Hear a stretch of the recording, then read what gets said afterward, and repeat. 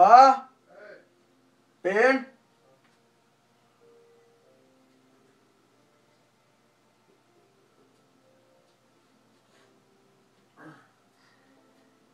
¿Qué pasó?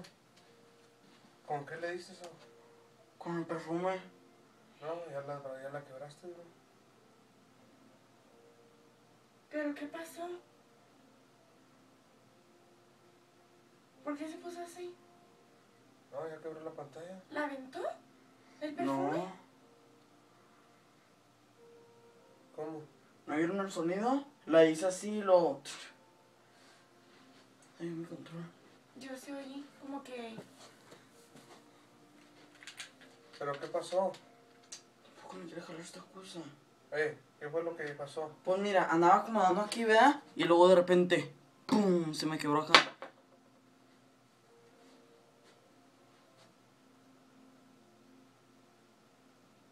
¿Apágala?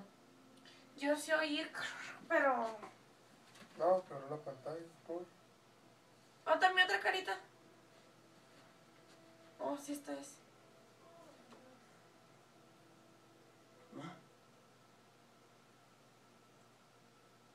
¿Se oirá?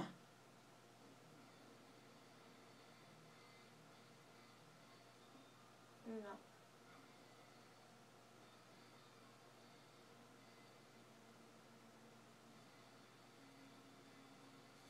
¿Cómo fue que se te cayó el ISO? Porque la andaba acomodando y lo agarré mal y se me fue así. Ahí ¿Pero está, tan ahí está, duro? me quebró la tele.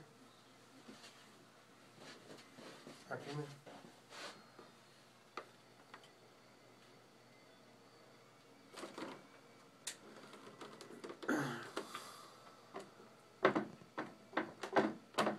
No, es que no cuidan las nubes, mijo.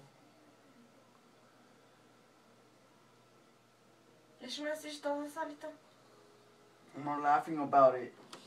No. Tu mamá te dijo que ya esa computadora no la muevas de allá, bro.